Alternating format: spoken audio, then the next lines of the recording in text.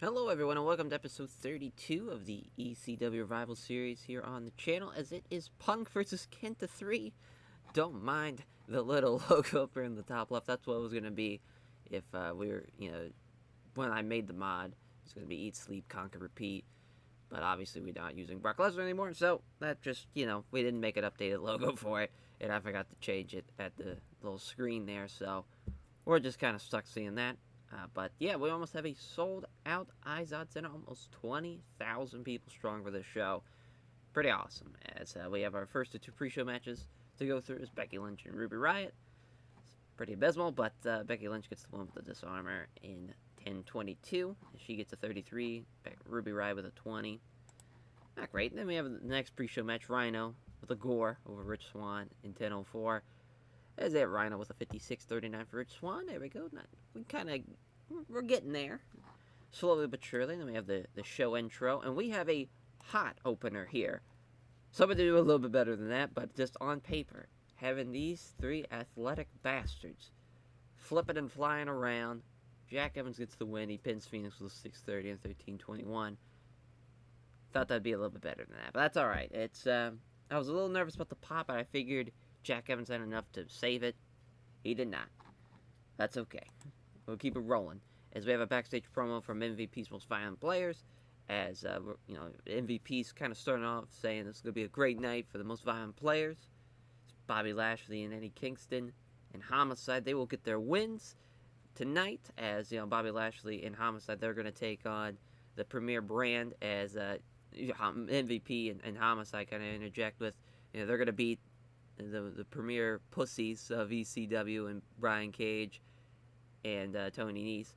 And Eddie Kingston is going to take out Tommy End tonight, as Tommy End's been prophesizing that the streets are going to be running with blood. And Eddie Kingston said, yeah, they are going to be running with blood. It's going to be your blood after I beat the living shit out of you, because I'm not losing tonight. I'm not losing here in the Izod Center. 20,000 strong came here to see me beat your ass, and that's exactly what I'm going to do. Just, some tough guy promos, if you will, from Most Violent Players. Tommy End does, in fact, beat Eddie Kingston now, as even though he outperformed him, Tommy End with Black Mass Roundhouse Kick with the... no, I guess it is just the Roundhouse Kick. It isn't technically the Black Mass. It's just, the fucking high kick, as Tommy End getting the win at 9:39. Eddie Kingston with a 49-42 for Tommy End, as the Sinister Minister did some good job at ringside there. And then the match for Homicide and Bobby Lashley, they do in fact beat Tony Nese rather, and Brian Cage, as Bobby Lashley pins Brian Cage with a spear in 11:52. Yeah, Brian Cage is getting stale. I knew they didn't work as a team, but I figured Lashley and Homicide would do enough to carry the match. It did okay. It was 48, not bad. Bobby Lashley with the 61 and Homicide with the 59. Sucks that Homicide's got drummer's ear, or a drummer's elbow rather, but I'm sure he'll be in good enough shape to at least compete. Maybe not at the next CyberSlam, since it's going to be tomorrow, but maybe the future CyberSlam in a week, in 1 day time. So another tag match. It's going to be Bad Influence of the Dudley Boys, as Daniels pins Devon with Modern Art.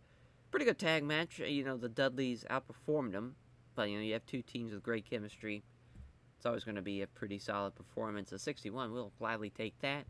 Bad Influence getting a big win there. It's a big time win, and this was rated off hardcore too, and it was nice to see that everyone can kind of work that style. And I'm surprised. I'm sure this has happened. Maybe it hasn't, though. At the same time, I just was like, we've never done Rob Van Dam and Matt Sydal. What a perfect fucking matchup that is. And they have great chemistry, too, which that would make a lot of sense. I figure like they would have some pretty great chemistry, as Van Dam gets the win with the Van Terminator in 13-19. Pretty solid match, as that's a 67. Pretty good stuff. As a women's title matchup is next, and we fall off a cliff in a hurry.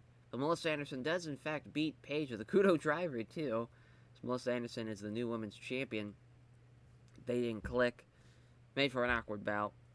That sucks. But, that they always have kind of awkward matches. We probably should have put that a little later on down the card. We had to be a wild brawl. Figured that might have helped it, but it did not. And then afterwards, we have a backstage, or we have a post-match rather, interview. It's in the ring. Stevie Richards is out there with the rest of the Premier brand. As Stevie's, we've had our differences in the past, but I'm proud to have seen what you've done, what you've built and you strived for. You've really come a long way as far as where your talents have taken you, and not only the fact that you've controlled the temper, you've controlled your anger, and you've shown it there in the ring that you are the best woman competitor here at ECW, the best female talent we have. You proved it tonight, and I just want to thank you for that. Thank you for how much you've grown, and then Tony Nese, Brian Cage, they cut him off. Like, we don't want to hear that shit. She's always been the best talent. She is the premier athlete in the women's division. She proved it here tonight again. The Premier brand is always on top. It's the best of the best here in ECW. Sure, we fell short tonight, me and Brian. But I knew Melissa Anderson was going to get the win tonight. But then Melissa Anderson's like, wait a minute. Hold on. So you guys are just promoting me around, saying that, I'm the best representation of the Premier brand. When you guys weren't out here tonight, and you weren't in my corner, you don't care about how far I've come, where I was. I was off for 30 days. 30 days. I sat at home. I strived to get better. I didn't get a phone call. I didn't get a text. I didn't get someone to visit me. You guys don't care. You only care about the result. So that's why I'm leaving the Premier brand tonight. I'm forging a path for the other women. Not only in the locker room, but the other girls that are watching at home, the girls that are here in the audience. We don't need a man. We don't need a Premier brand. We don't need to be labeled anything. We just can come out here and perform to our best abilities. And we can still get the job done. We don't need outside interference. We don't need any of that. So she has left the Premier brand, and to a shocking amazement of Brian Cage and Tony Nese, as she leaves with her Women's Championship, and we're going to turn her babyface here. And there we go. Successful. Perfect. So she's babyface now. No more Premier brand for Melissa Anderson. Wow. I figured this match would be pretty good, but I didn't think it'd be that goddamn good, as the ECW Tag Team titles are at stake, and we have new champions as well, as Drew McIntyre and Seth Rollins beat the Shield. Drew pinned Seth Rollins with the Claymore, which is wild, because it was supposed to be him beating Roman, but, Roman didn't want to go with it, put the kibosh on that, but still, really good match. Shout out the Shield. The Shield are awesome, and probably would have had that reign go a little bit longer. It's just a little bit tougher keeping him around, and I just felt like it was time. Drew McIntyre's really coming onto his own. Devitt's a little far behind, but he's slowly, reaching the gap, but that's a big win for the team of Drew McIntyre and Prince Devitt, and I think that's a fun tag team champions, too, at the same time. Then our main event, it is CM Punk versus Kinta, the trilogy. Not for any titles. They walk in as champions, but no belts are on the line. This is just to determine who's the best of the two. No titles at stake. This is bragging rights more than anything. And Punk gets the win with the Pepsi Plunge in 23-25. As, he kills Kinta there. It's 20 points better. Wasn't even close. A good match, though, in 80. Definitely take that. As he celebrates his championship win, lights go out. And then they start flickering red. And you start hearing this cello and these organs playing, and it's very eerie, it's very creepy. And then out come these druids. And these druids are kind of, it's kind of like it's on a platform. There's like 2 druids on each side of the platform. I guess it's 4 on each side of the platform, because there's 2 up front and there's 2 in the back, and there's 2 up front and there's 2 in the back on the left and right sides. And it's like this big-ass box. It's facing forward. It's vertical. And each druid is kind of in this blackish robe with these skull helmets. They're from the idea is from Skyrim, from the Forsworn, like how they use their helmets, where it's like a skull with like antlers, or ram horns, or any type of like animal that has any type of horn, or or antlers, either way. And there's Druids are bringing it down, and there's this creepy ass cello playing. These creepy ass organs are playing. Then from behind, you see the Sinister Minister. You see Raven. They talked about this unforeseen beast. Is it this? And Punk is just kind of staring and waiting for this kind of reveal. And they get to the ring. They drop it down. But then out comes Tommy End and Yoshihiro Tajiri from behind, attack Punk, lay the boots to him, a 2-on-1 attack. As then they beat him down, good bit.